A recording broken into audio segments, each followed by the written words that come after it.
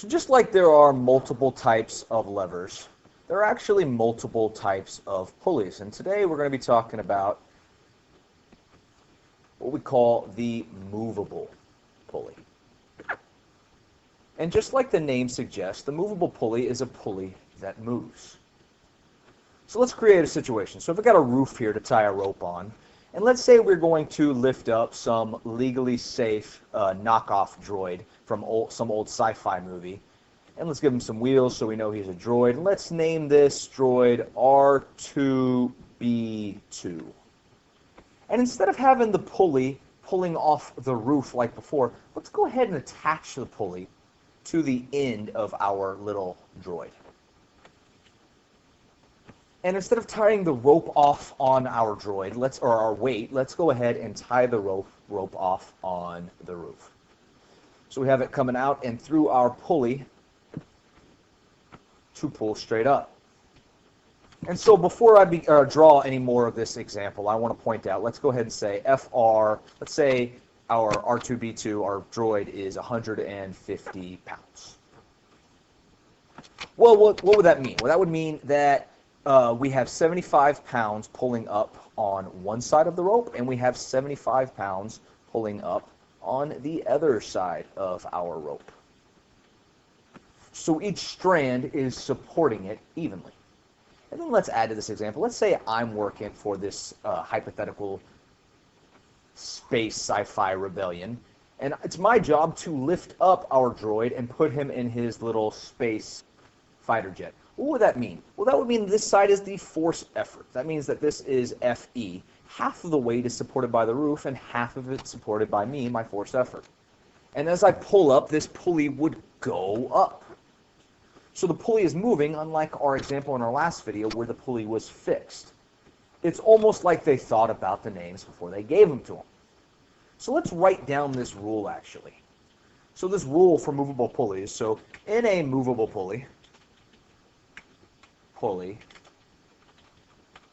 we could say half of FR is supported by the roof, and half is supported by the effort force, FE, or in this case, that's me. Smiley face. Well, we won't put a smiley face because that'll mess up our parentheses. And to soothe my OCD, let me go ahead and change these colors. And of course, we already know what FR is in this case. FR, we said in the beginning, was 150 pounds. And we just figured out, using logic, that FE has to equal 75 pounds. And so using those two numbers, we can find the mechanical advantage. And of course, we'd use our AMA-free equation.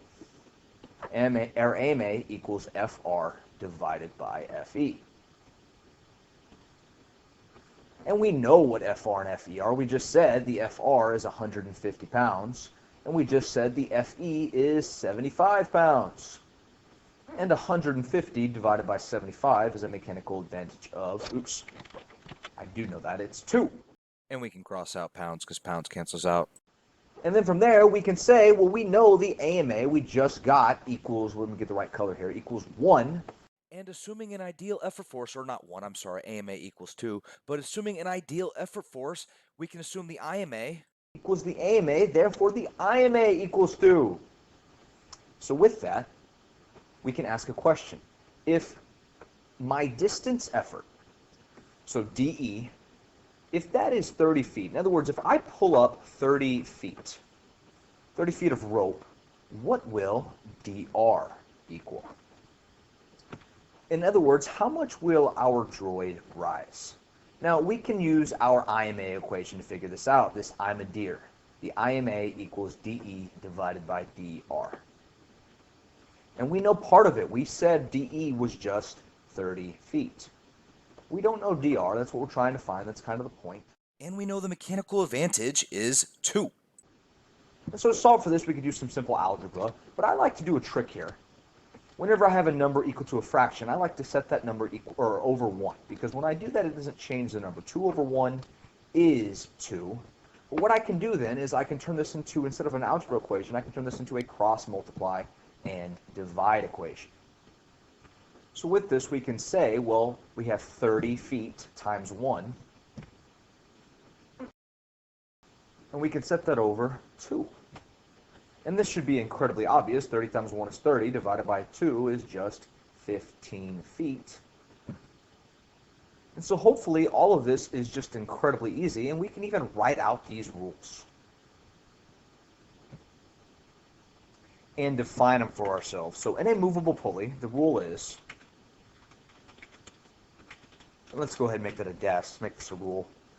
If I pull 30 feet of rope, and that is, of course, our distance effort, our force effort wins, the FR, or our force resistance, will raise, or rises, let's just say raises 15 feet. And that's kind of the rule here. And of course, that's our distance effort. I'm sorry, distance resistance. Let me go ahead and change these colors. And of course, the next rule we can say is in a movable pulley, always, the mechanical advantage, let me change the color here too. The mechanical advantage is always equal to 2 in a movable pulley. And that's just because the way a movable pulley works, it divides the weight by 2. And if the force effort is divided by 2, then that means by definition the mechanical advantage is 2.